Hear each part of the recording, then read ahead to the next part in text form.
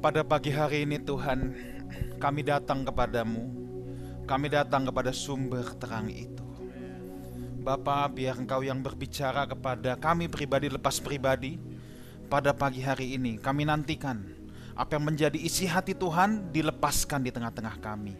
Kami hendak mempersiapkan tanah hati kami seperti tanah yang subur, supaya kebenaran firman-Mu, benih firman-Mu boleh berbuah lebat dalam hidup kami.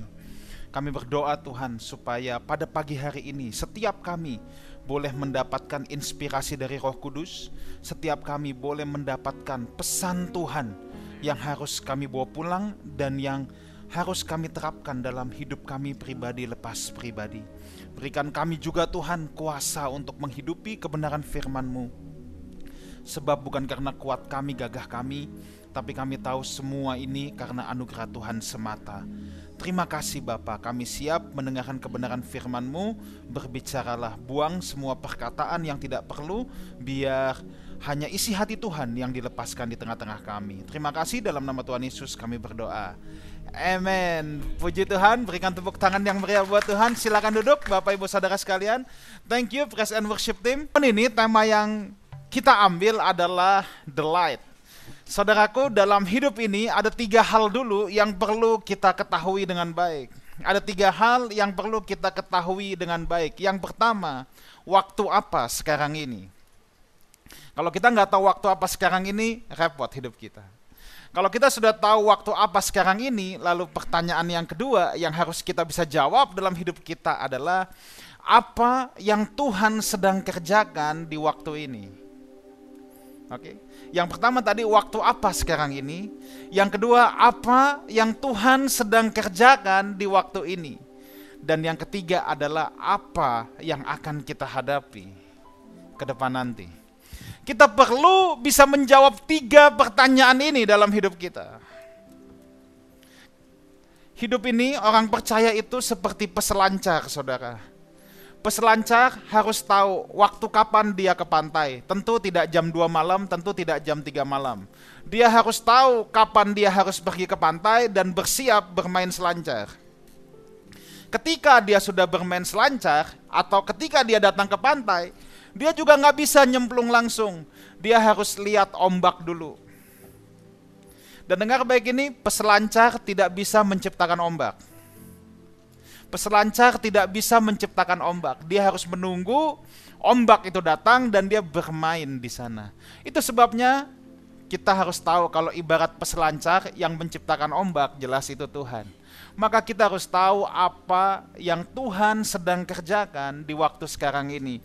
Sebab kalau kita tidak tahu apa yang Tuhan sedang kerjakan saat ini, kita akan selalu tertinggal dalam pergerakan. Kita akan terus hanya puas melihat masa lalu. Dulu Tuhan pakai saya, dulu begini, dulu begitu. Hidup kita hanya akan jadi monumen, hidup kita hanya akan jadi museum. Dan kita tidak tahu apa yang Tuhan sedang kerjakan. Kemudian kita harus tahu apa yang akan kita hadapi. Kalau kita tahu apa yang akan kita hadapi, maka kita bisa menjadi pelaksana kehendak Tuhan yang kuat. Kita akan buka dulu untuk menjawab 3 hal di atas. Kita akan membuka dulu Yoel 2 ayat 1 dan 2, lalu ayat yang ke-11. Yoel pasal 2 ayat 1 dan 2 sampai dengan, bukan sampai dengan, ayat ke-11 langsung nanti. Sebab ini ada panjang, nanti saudara baca sendiri di rumah versi lengkapnya. Tapi saya ambil cuplikannya saja karena waktu yang terbatas. Oke? Yoel 2 ayat 1 saya akan bacakan. Tiuplah sangkakala di Sion dan berteriaklah di gunungku yang kudus. Biarlah gemetar seluruh penduduk negeri. Sebab, lihat ini, hari Tuhan datang. Sebab hari itu sudah dekat. Saudara mau tahu waktu apa sekarang ini? This is what I believe. Hari Tuhan sudah dekat. Saya tidak berkata kapan akhir sejarah dunia, tidak ada yang tahu. Kalau sampai ada yang tahu, itu pasti sok tahu. Tapi kita juga tidak boleh lalai, kita tidak boleh berpikir bahwa itu hanya isapan jempol. Itu nggak pernah ada. Enggak. Pengejek-pengejek seperti itu sudah dituliskan dalam 2 Petrus. Memang akan ada, tapi kita jangan pernah lalai. Kita teruskan ayat yang kedua. Suatu hari gelap gulita dan kelam kabut. Suatu hari berawan dan kelam pekat. Stop dulu sampai di situ. Suatu hari gelap gulita dan kelam kabut. Suatu hari berawan dan kelam pekat. Saya tidak tahu apa yang saudara lihat hari-hari ini. Apakah saudara bisa melihat bahwa di dunia ini ada banyak hal yang terjadi yang belum pernah kita alami sebelumnya. Di dunia ini ada banyak hal terjadi yang belum pernah kita alami sebelumnya. Dan orang sudah berkata tahun depan begini, tahun depan begitu, tahun ini, tahun depan ada resesi besar, tahun depan ada apa. Kita nggak tahu virus apa lagi yang akan datang. Tingkat kejahatan semuanya semakin meningkat. Kita tidak perlu takut, kita tidak perlu heran atas itu semua. Sebab Alkitab sudah pernah menubuatkan bahwa suatu hari gelap gulita, kelam kabut. Tapi ada kabar baik gini saudara, ya. Saudara harus tahu satu hal, rencana Tuhan nggak pernah gagal. Rencana Tuhan nggak pernah gagal. Dalam hidup saudara pun rencana Tuhan tidak pernah gagal. Sejak semula manusia jatuh ke dalam dosa, Tuhan menyediakan solusinya. Tuhan menyediakan keselamatan. Langit dan bumi ini buat manusia dirusak oleh dosa. Tuhan menyediakan langit dan bumi yang baru. Itu sebabnya saya harus katakan rencana Tuhan tidak pernah gagal. Orang yang mau lari dari panggilan Tuhan itu hanya buang-buang waktu dan bikin capek hidupnya. Kita sudah lihat di Alkitab, Yunus harusnya nggak perlu masuk ikan besar. Ya, kata Alkitab ikan besar ya, nggak ada tulisan ikan paus. Oke, Yunus tidak perlu masuk ikan besar sebetulnya. Siapapun dia yang mau bandel dari panggilan Tuhan, yang mau muter-muter, dengar baik ini, rencana Tuhan tidak pernah gagal dalam hidupmu. Kalau saudara ada yang mau dalam tanda petik bandel dengan Tuhan, itu hanya akan membuang-buang waktu, akan menghabiskan banyak energi, menghabiskan banyak daya. Tapi dengar baik ini, rencana Tuhan tidak pernah gagal. Masa kita harus dibikin menyerah secara paksa? Lebih baik kita angkat bendera putih sama Tuhan jauh-jauh hari. Daripada Tuhan bikin kita menyerah paksa, repot saudara ya. Kalau Tuhan bikin kita menyerah paksa, it costs a lot. Ya, buang waktu, buang energi, buang daya, buang banyak hal. Lebih baik jauh-jauh hari kita jawab panggilan Tuhan. Sebab memang ada waktu yang gelap ini. Kata Alkitab bilang kelam kabut, tapi rencana Tuhan tidak pernah gagal. Itu sebabnya Alkitab berkata seperti ini. Seperti fajar di atas gunung-gunung terbentang. Suatu bangsa yang banyak dan kuat. Yang serupa itu tidak pernah ada sejak purbakala. Dan tidak akan ada lagi sesudah itu turun-menurun pada masa yang akan datang. Nanti kalau saudara baca ayat yang ketiga itu hanya deskripsinya seperti kuda yang berlari ini itu. Tapi intisarinya Tuhan menjelaskan apa itu bangsa yang kuat di ayat yang ke-11. Dan Tuhan memperdengarkan suaranya di depan tentaranya. Pasukannya sangat banyak. Bangsa yang kuat ini pasukannya sangat banyak. Dan pelaksana firman-Nya kuat. Betapa hebat dan sangat dahsyat hari Tuhan. Siapakah yang dapat menahannya? Dengar baik ini. Untuk menghadapi situasi yang gelap gulita kelam kabut ini, Tuhan akan membangkitkan suatu bangsa, bukan satu orang. Kalau saudara membaca suatu bangsa dalam Alkitab, saudara bisa membacanya sebagai suatu generasi. Dengar baik ini, era Superman rohani akan segera berakhir. Tidak ada Rambo dalam kerajaan Allah. Era Superman rohani akan segera berakhir. Tapi akan datang masanya Tuhan membangkitkan satu generasi, saudara dan saya, kita semua untuk menjadi jawaban atas kegelapan ini. Apa yang sedang Tuhan kerjakan? Yang Tuhan sedang kerjakan adalah Tuhan sedang membangkitkan suatu generasi pelaksana firman-Nya yang kuat, kata Alkitab. pelaksana kehendak-kehendaknya. Sebab jawaban atas kegelapan dunia ini adalah duta-duta besar Allah yang diutus kepada dunia ini. Dan saudara dan saya punya panggilan itu. Jangan lari dari rencana Tuhan, sebab rencana Tuhan tidak pernah gagal atas hidup saudara dan saya. Apa yang akan kita hadapi? Memang kita akan menghadapi kegelapan. Kita nggak tahu apa yang akan terjadi hari esok. Tapi yang penting buat kita adalah bagaimana kita menjawab panggilan Tuhan ini di tengah-tengah kegelapan dunia yang semakin gelap ini. Apa itu kegelapan? What is darkness? Saya rasa kamus telah memberikan definisi yang sangat baik sekali tentang gelap. Kalau saudara buka Google, nanti di rumah aja, bukan sekarang. Darkness itu simple, kegelapan itu simple. Definisi dari darkness adalah the absence of light. Ketiadaan terang, udah. Definisi dari kegelapan adalah ketiadaan terang. Kegelapan adalah suatu kondisi tidak adanya terang. Makanya gini, kegelapan itu nggak perlu dicari. Begitu terang tidak ada dalam hidup kita, otomatis kegelapan datang. Kegelapan tidak perlu dicari. Tidak ada terang, kegelapan pasti datang. Dan kegelapan juga nggak bisa ditengking secara mistis. Begitu terang datang, kegelapan tanpa disuruh dia akan pergi. Coba kita lihat Alkitab sebentar, Yohanes 1 ayat 4 dan 5, kemudian Yohanes 8 ayat 12. Oke, saya akan bacakan. Di dalam dia ada hidup, dan hidup itu adalah terang manusia. Yohanes 1 ini sedang bicara tentang pribadi Yesus. Terang itu bercahaya di dalam kegelapan, dan kegelapan itu tidak menguasainya. Ketika ada terang, kegelapan tidak akan pernah bisa menguasainya. Coba lihat ayat yang Yohanes 8 ayat 12 ya, kita lompat ke sana dulu.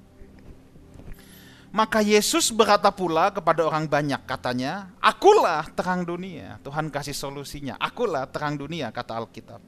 "Barang siapa mengikut aku, ia tidak akan berjalan dalam kegelapan, melainkan ia akan mempunyai terang hidup." Saudara, selalu saya katakan begini, manusia itu diciptakan dalam hadirat Allah. Habitat manusia yang paling pertama adalah hadirat Allah. Orang yang mau hidup di luar hadirat Allah itu ibaratnya ikan yang mau hidup di luar air. Karena manusia diciptakan dalam hadirat Allah, makanya sebenarnya pada dasarnya tidak ada manusia yang menyukai kegelapan. Siapa di sini yang di rumahnya nggak ada genset, kalau listrik mati langsung gelisah? Telepon PLN, tanya, kapan listriknya bisa nyala? Kalau yang ada genset pasti langsung menyalakan genset. Gak begini, pada dasarnya manusia tidak menyukai kegelapan. Sebab memang natur manusia, habitat manusia adalah hadirat Tuhan. Makanya manusia tidak menyukai kegelapan. Sebab memang benar, kalau dalam kegelapan kita gak bisa banyak beraktivitas. Maka tadi begitu mati lampu, ada banyak hal yang tidak bisa kita kerjakan. Dalam kegelapan, kita tidak bisa melihat. Kita tidak tahu arah yang kita tuju. Dalam kegelapan, makanya orang cepat-cepat pasang lilin, pasang apapun yang ada.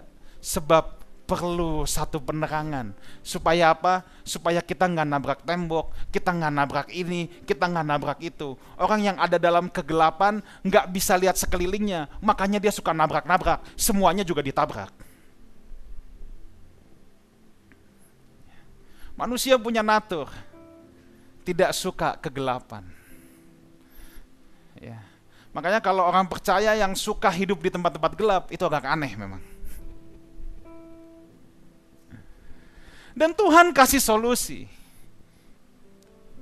Kalau mau kegelapan pergi, nggak ada jalan lain. Saudara harus undang terang itu masuk dalam hidup saudara. Kedatangan Kristus ke bumi ini yang kita peringati Natal, terang datang ke dalam dunia ini. Saudara mau keluar dari kegelapan, jalan keluarnya cuma satu. Datang kepada terang, undang terang masuk. Kegelapan tidak bisa diusir secara mistis. Selama tidak ada terang masuk dalam hidup kita, kita akan dijajah oleh kegelapan. Sekalipun saudara mungkin berhasil dalam segala bidang, saudara berhasil dalam pendidikan, saudara berhasil dalam ekonomi, saudara berhasil dalam profesi, dalam apapun. Tapi kalau tidak pernah saudara undang terang itu datang dalam hidup manusia, saudara akan tetap berjalan di dalam kegelapan. Maka saudara bisa melihat ada banyak orang di mata dunia itu sukses, tapi dia nggak tahu hidupnya mau ngapain. Akhirnya stres, ada yang bunuh diri, dan lain sebagainya. Jatuh pada obat-obatan, jatuh pada hidup yang tidak jelas. Dia tidak tahu mau ngapain hidupnya, dia nggak tahu arah hidupnya. Kalau kita tidak tahu kita mau ngapain, kalau kita tidak tahu apa yang menjadi arah hidup kita, jangan-jangan kita sedang berada di dalam gelap. That's why solusi kita itu cuma satu, datang kepada terang. Nah, saudara di sini, saudara yang pasti sudah berkata, "Pastor, saya udah terima Tuhan Yesus. Terang sudah ada dong dalam hidup saya. Tapi kenapa ya? Aku seperti sulit. Kok seperti terangnya tidak keluar?" Matius 5 ayat 14. Coba kita buka sama-sama, ini ayat yang sangat terkenal. Injil Matius pasal 5 ayat 14. Kamu adalah, stop dulu. Kamu adalah terang dunia. Dengar begini. Ketika kita dalam kegelapan, identitas kita adalah kegelapan. Alkitab berkata, kamu adalah terang dunia. Alkitab tidak berkata menjadi terang, enggak. Alkitab berkata, kamu adalah terang dunia. Kita semua yang dalam kegelapan, ketika kita datang kepada Tuhan, ingat selalu saya katakan, pemulihan pertama yang Tuhan kerjakan adalah pemulihan identitas. Ya kan? Kalau saudara belum pernah dengar khotbah ini, saudara cari di YouTube atau saya kasih singkatnya. Pemulihan pertama yang Tuhan lakukan dalam hidup manusia adalah pemulihan identitas. Makanya ketika anak yang hilang, dia pulang ke rumahnya, yang pertama bapaknya berikan adalah cincin lambang otoritas, dipakaikan jubah, dipulihkan dulu identitasnya. Ketika saudara, Yohanes 1 ayat 12 kan, kalau saudara menerima Yesus, saudara diberikan hak, kuasa sebagai anak-anak Allah, diberikan dulu identitas sebagai anak-anak Allah. Memang benar, pemulihan pertama yang Tuhan kerjakan dalam hidup kita adalah pemulihan identitas. Makanya ketika manusia yang jatuh dalam dosa, yang adalah kegelapan datang kepada Tuhan, Tuhan pulihkan langsung. Kamu adalah terang dunia. Tuhan gak bilang menjadi terang, enggak. Sebab memang dalam manusia tidak ada terang.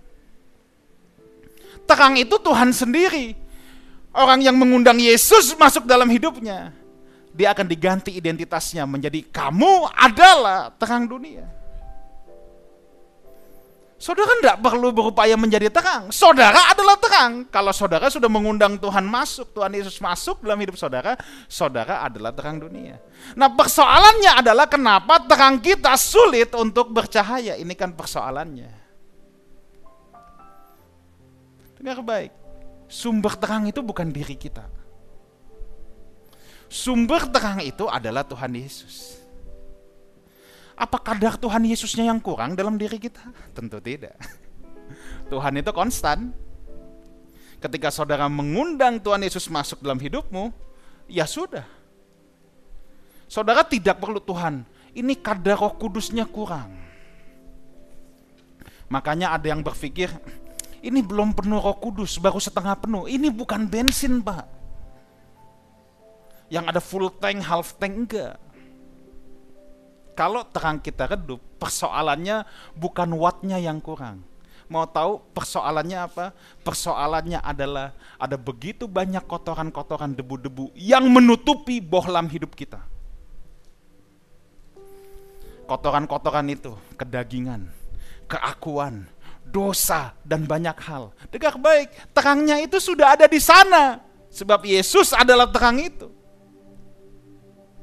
Yang menjadi persoalan bukan wattnya kurang, bukan Yesusnya kurang.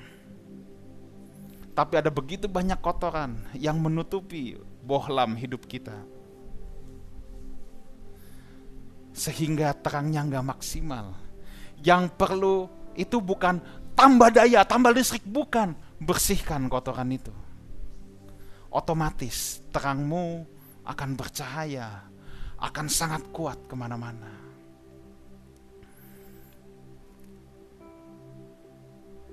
Saudara pasti sudah sering mendengar, bahkan ada lagunya, More of you Lord. Kita suka berteriak, More of you Lord. Lebih lagi Tuhan, lebih lagi.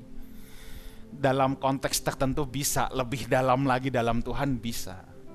Tapi kalau kita berharap bahwa more of you yang kita maksudkan adalah supaya ayo Tuhan lebih lagi dalam hidupku, lebih bercahaya lagi. No, nothing to do with God. Persoalannya ada di kita. Kalau hidup kita banyak kotorannya, banyak debunya, ini yang akan menghambat, ini yang akan menghalangi. Makanya bukan more of you-nya, tapi less of me-nya. Bukan more of you-nya, less of me-nya. Ketika keakuannya ditekan, Tuhan itu otomatis muncul dalam hidupmu. Ketika kedagingannya yang ditekan, ketika dosa yang disingkirkan, otomatis Tuhan yang akan terlihat dalam hidupmu. Jadi bukan more of you-nya, tapi bagaimana less of me-nya, itu yang sulit. Kalau saudara tidak mendengarkan We Talk hari Kamis kemarin dengan Pastor Jimmy Setiawan, saudara harus mendengarkan itu. Ada satu kutipan yang dia ambil dari Eugene Peterson. Eugene Peterson salah satu hamba Tuhan yang luar biasa. Dia yang menulis Alkitab versi The Message dalam bahasa Inggris. Itu kalau di Indonesia bahasa Indonesia sehari-hari, kalau di Inggris itu ada namanya versi The Message. Kalau saudara senang Alkitab bahasa Inggris dan saudara mau melihat yang enak dibaca dan gampang dimengerti, itu versi The Message, tulisan Eugene Peterson. Eugene Peterson bilang gini, bahwa orang Kristen banyak yang menyembah the false trinity, trinitas yang salah. Sebab yang dia sembah bukan Bapa, Anak, dan Roh Kudus, tapi yang dia sembah adalah my needs, my taste, and my wants. Yang disembah oleh orang Kristen yang menyembah false trinity, my taste, selera saya, my wants, keinginan saya, dan my needs, kebutuhan saya. Kita harus tanya kepada diri kita sendiri, kita datang ke gereja, apa sih yang kita sembah? Apa kita datang untuk keinginan kita datang untuk kebutuhan kita datang untuk selera kita? Atau apa? Mau terangmu bercahaya, the less of me kuncinya, bukan the more of you. Kita selalu minta Tuhan, lebih lagi Tuhan, lebih lagi, apanya yang lebih kata Tuhan? Udah full, udah kekal. Tapi yang bikin hidup kita redup, debu-debu dalam hidup kita yang belum kita singkirkan. Dan doa saya itu yang harus kita berperkara dengan Tuhan. Ketidaksucian ego kita, karakter buruk kita, itu seumpama debu yang menempel pada bohlam hidup kita. Matikan keakuan sampai kita bisa berkata, bukan kuat gagah aku, tapi karena anugerah Tuhan semata. Matikan keakuan, keinginan daging dosa, maka terang Tuhan otomatis akan semakin nampak. Coba Matius 5 ayat 14, kita belum selesai bacanya tadi. Kamu adalah terang dunia. Kota yang terletak di atas gunung tidak mungkin tersembunyi. It's simple. Artinya apa? Saya kasih 3 implikasi singkat. Yang pertama, hidup dalam terang tidak ada yang perlu disembunyikan. Kota yang terletak di atas gunung, boleh tampilkan aja ayatnya. Kota yang terletak di atas gunung tidak mungkin tersembunyi. Mau diumpetin pun gak bisa. Terang itu tidak bisa diumpetin. Makanya ciri-ciri orang yang hidup dalam terang tidak ada yang perlu disembunyikan. Saudara tidak bisa mau bersembunyi dan berkata, lihat Tuhan saja, jangan lihat saya. Loh, gak bisa. Dunia ini melihatnya saudara dan saya. Dunia ini tidak bisa melihat Yesus langsung. Justru mereka mencari Yesus yang ada dalam hidup kita. Orang yang hidup dalam terang tidak ada yang perlu disembunyikan. Suami istri tidak ada yang perlu disembunyikan. Tidak perlu ada rahasia-rahasia dalam handphone, dalam WhatsApp, dalam Instagram, atau dalam apapun yang Anda perlu sembunyikan. Selalu saya katakan gini, hanya orang yang hidup dalam gelap yang selalu mau bersembunyi. Orang yang hidup dalam terang tidak ada yang perlu disembunyikan. Semua clear, semua jelas. Hanya yang dalam kegelapan yang selalu mau sembunyi-sembunyi. Hidup dalam kegelapan tuh capek, saudara. Perlu banyak taktik, ya kan? Perlu banyak ini itu. Tapi kalau orang hidup dalam terang, hidupnya polos saja. Nggak ada yang perlu disembunyikan. Apa yang kita sembunyikan dalam hidup kita, kemungkinan besar itulah debu yang menempel dalam hidup kita, yang membuat terang kita terhambat. Coba kita tanya sama diri kita sendiri, apa yang kita berusaha sembunyikan yang orang lain tidak boleh tahu. Dengar baik, itulah debu yang menempel dalam hidup kita. Hidup apa adanya tuh paling enak. Dan sengsara kalau hidup ada apanya. Oke, hidup apa adanya tuh paling enak. Hidup ada apanya, capek kita. Mau melangkah ke kiri mesti mikir dulu. Gue mesti pakai taktik apa nih supaya nggak ketahuan nih. Ini itu nih, ya kan? Coba pasangan suami istri. Kalau yang semua jelas, clear, hidup dalam terang, gampang aja. Mau ditanya, "Pak, kenapa belum pulang? Lagi meeting apa?" Santai. Kalau enggak kan taktiknya harus banyak. Mesti pesenin supir dulu, pesenin ini dulu. Tuh lihat, capek. Hidupnya pasti capek. Orang yang dalam kegelapan pasti capek. Tapi kalau orang dalam terang, enak aja. Nggak ada yang perlu disembunyikan. Apa yang berusaha kita sembunyikan dalam hidup kita, itulah yang menjadi debu dalam hidup kita, yang menutupi terang kita. Yang kedua, hidup kita sebagai penunjuk arah. Kota di zaman dulu, zaman Tuhan Yesus ngomong ini kan nggak ada tiang listrik, nggak ada lampu jalanan. Orang kalau malam berjalan ya patokannya kota yang kelihatan kan. Itu adalah penunjuk arahnya.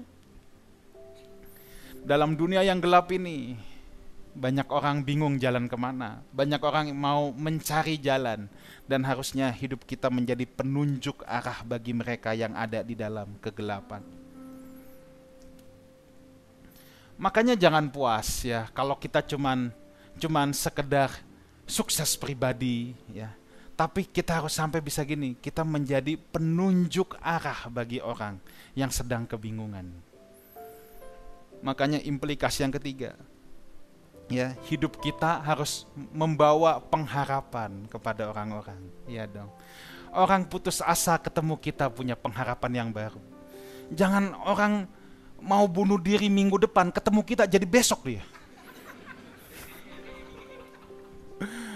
Bukannya dapat pengharapan yang baru malah makin putus asa. Orang ketemu kita harusnya semakin bersuka cita. Bukan orang ketemu kita malah jadi depresi hidupnya. Jadi stres, jadi tertekan. Menjadi terang itu menunjukkan arah untuk orang-orang yang bingung. Jadi harusnya ada pengharapan yang baru. Ada sukacita yang harus kita tunjukkan lewat hidup kita. Kita tanya masing-masing dalam hidup kita, apakah hidup kita membawa pengharapan yang baru sama orang lain? Apakah hidup kita membawa added value, membawa sebuah nilai tambah dalam hidup orang lain? Apakah orang yang ketemu kita terupgrade? Apakah orang yang bertemu kita semakin berkembang? Tentu bukan berkembang badannya, saudara ya. Saya suka bilang kemarin pas pandemi, kita sama beberapa bapak-bapak di tempat ini jalan pagi, hampir tiap hari di PIK. Ada Pak Suranta, ada Pak Budi, segala. 1 tahun lebih kita jalani itu. Orang kalau tanya sama saya, hasilnya apa? Hasilnya naik 11 kilo saya. Jalan pagi 1 tahun lebih naik 11 kilo, itu hasilnya. Enggak, ini orang ketemu kita bukan berkembang itunya ya. Tapi ayo dong, kalau kita jadi terang, kalau kita adalah terang dan terang kita bisa menerangi sekeliling kita, harusnya orang yang ketemu kita jadi bersukacita. Orang yang ketemu kita punya pengharapan yang baru. Orang yang bertemu kita terupgrade hidupnya. Orang yang bertemu kita tidak merasa terhakimi. Orang yang bertemu dengan kita jadi sukacita. Bawaan kita tuh vibes positif. Jangan orang ketemu kita, gue kok ketemu orang ini negatif terus bawaannya.